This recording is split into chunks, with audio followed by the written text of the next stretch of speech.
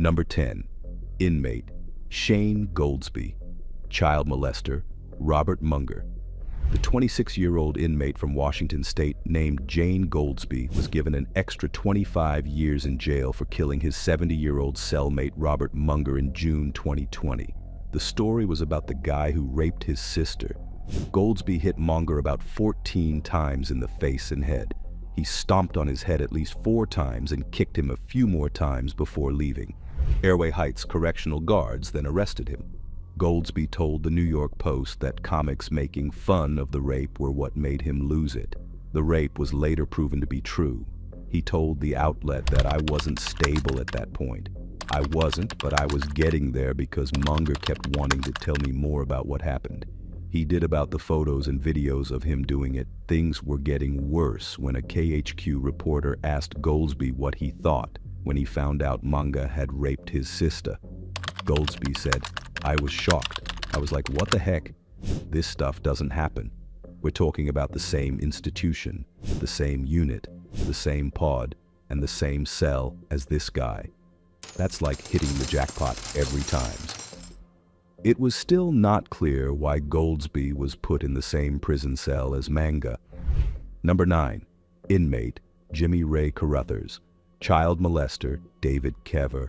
Corrections officers at the Santa Rosa Correctional Institution found Kever unresponsive on the floor of the cell he shared with Carruthers while making a standard wellness check just after midnight on July 1st, 2019. When the officers returned for the midnight check, Carruthers was reportedly standing by the cell door. One of the officers shined their flashlight into the cell and saw Kever lying flat on the floor. Other correctional officers were summoned to the cell and entered using self-protective shields. Inmate Carruthers strangled inmate Kever and forcefully stomped his throat area, which led to his death, arresting documents reportedly stated. Inmate Carruthers showed no regard for human life while committing murder. Kever was transported to the facility's medical unit where doctors pronounced him dead. According to reports, a subsequent autopsy determined that the death was a homicide due to manual strangulation or traumatic injuries to the head or neck. Number 8. Inmate Ramon Escobar. Child molester Juan Villanueva. Villanueva, 53, was found not responding just before 9 a.m., and even though people tried to save her life, she was declared dead at a prison treatment center a short time later, the California Department of Corrections and Rehabilitation said. Villanueva was in prison for life with the possibility of release for attacking a child under 14 years old sexually in a very bad way in Los Angeles County. The agency said Escobar has been put in limited housing while an investigation is done because he is thought to have killed Villanueva. Officials say that the Kern County doctor will decide what the official cause of death was. No other information was given right away. Lawyers for the prosecution said Escobar hit people with bolt cutters or a baseball bat while they were sleeping on the street or at the beach. All but one of them were homeless. Number 7. Inmate Paul Fitzgerald. Child molester Richard Huckle. Why did Paul Fitzgerald, a prisoner who had committed sex crimes himself, kill Richard Huckle? Huckle was Britain's worst pedophile and was sentenced to 22 life sentences for abusing 191 children. He found cable ties around his wrists and ankles and an electrical cable wrapped around his neck. Someone had also forced a pen into his brain and a blunt object through his anus. Fitzgerald is being tried for murder, but he denies the charges. The court was told that Fitzgerald carefully planned the attack to make Huckle feel bad about the things he had done, such as being a pedophile. Fitzgerald told the jail staff that he was going to kill 2 or 3 people, but that he was having too much fun with Huckle. During the autopsy, Fitzgerald found that Huckle had died from being strangled with an electrical cable. At the time of the killing, Fitzgerald had mixed personality disorder, psychopathy, and gender identity disorder. He is now claiming manslaughter with reduced responsibility. Number 6. Inmates Nathan Mann and Michael Parr. Child molester Mitchell Harrison. Mitchell Harrison was in jail for raping a 13-year-old girl in Kendall, Cumbria, and was serving an undetermined sentence. What happened to him shocked people. Nathan Mann, a double killer, and sadist Michael Parr attacked Harrison. They dragged Harrison into his cell and covered his mouth to stop him from screeching. Also, they tortured him in the style of medieval torture by cutting him up. People said that PA and Mann daydreamed about eating each other and had planned to share Harrison's liver, but after he was found dead, they couldn't bring themselves to do it. They said they picked him because he was cocky and rude, not because they liked him. One source said that he was a very troubling person. He first tried to put a pen through Harrison's eyes and into his head, but he said that didn't work and made him fight even harder. He then talked about taking out his guts, and he remembered how hard it had been to hold him down even when he thought Harrison was dead. He didn't like Harrison, but Harrison hadn't done anything wrong. He just said he was too proud. I think she wants to get along better with other prisoners. It was very cold, emotional, and without any rest. Number 5. Inmate Daniel Smith. Child molester Leonard Nelson. On May 31st, Leonard Nelson, also known as Leonard Nelson 22, was found dead in his cell at the county's prison farm. Daniel Smith, 36, also known as Daniel Smith, is charged with killing him. Police say Nelson's throat was cut with a knife.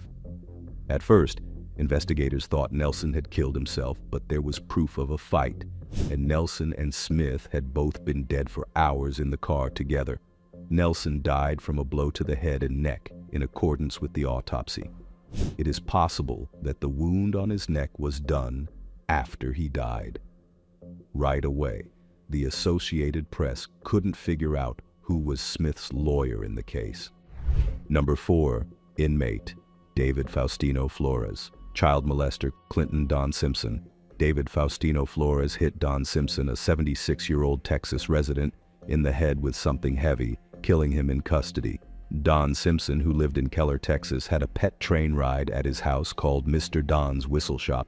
He used it to host kids' birthday parties. That being said, several children accused Simpson of molesting them in 2007. One of the victims was a 3-year-old girl.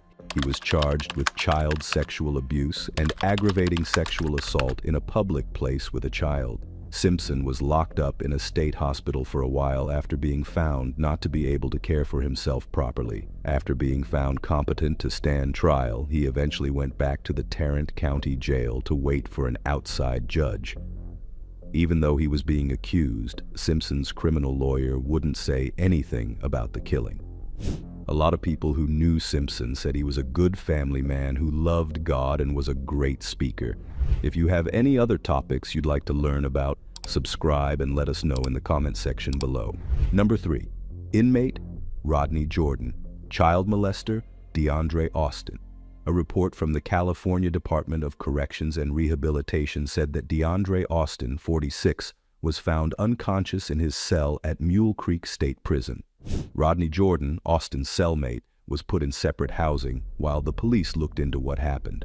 Austin got a life sentence with the chance of parole in 2008 for sexually assaulting his 3 children who were in elementary school over and over again while they lived together in Richmond from 2002 to 2006. Among other things, he was found guilty of rape, ongoing sex abuse of a child under 14, penetration with a foreign object with a victim under 14, oral copulation, and sodomy. Jordan was in prison for 2 years because he was found guilty of first-degree theft in Los Angeles County. In July 2018, he was given parole. 2 months later, he was convicted again and given a 4-year term for second-degree robbery. Number 2. Inmate John Westland. Child molester Liam Dean. Glass pieces were found on a chair close to the bunk bed. Liam Dean's cell at HMP Lanes was found bloody, and he also looked like he was having trouble breathing. Another prisoner named John Westland killed Liam Dean, who was in the same cell. He was found guilty of killing his daughter, who was only 2 days old. Westland told the police that Liam was a sex criminal, so he killed him. In court, Westland said that other inmates called the dean a baby killer all the time. and that the dean was tortured every day because he was convicted. According to Judge Jameson, it wasn't clear if Westland killed Dean for personal reasons or because other prisoners told him to. Number 1. Inmate Jonathan Watson. Child molester David Bob Amgram de Luis Conti. Watson is on life in prison for killing a pot grower in 2008. In January 2020, something happened that made him famous all over the country. He told the Bay Area News Group in a letter that he had killed 2 men by hitting them. Watson told the prison that violence was coming and that God wouldn't notice when he killed 2 people with a cane. In his message to the Bay Area News Group, Watson said that, as a lifer, he has access to these people. He also said that because he had so little to lose, he knew that these child mothers were every parent's worst nightmare and that he could no longer stand it. In the letter, he also said that he had told his psychologist about his plans before the attack. He told the psychologist to move him to a different unit before he did something bad. The counselor laughed off Watson's warning, which was a terrible mistake that ended in death. He was moved from his small cell by himself to a pod with other prisoners. It was there that he made a child mester. One of the men started watching PBS Kids in front of the other prisoners, which made him lose it. He thought the man started making fun of other prisoners by watching kids' TV shows.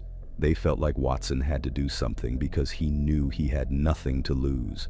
When I got to the bottom level, I saw a known child smuggler. I thought it would be nice to help everyone. He wrote that he took a walking stick and killed the first man with it. Then, on his way to turn himself in, he ran into another convict child rapist and struck him too, along with the victims. Luis Conte died at a hospital 3 days after David Bob did. Both of them were given life sentences for sexual assault on a child under 14 that was very serious. If this story got you amazed and you want to hear about more unbelievable moments where things went totally unethical, don't forget to hit that subscribe button. If you've got thoughts on this wild situation, drop a comment below.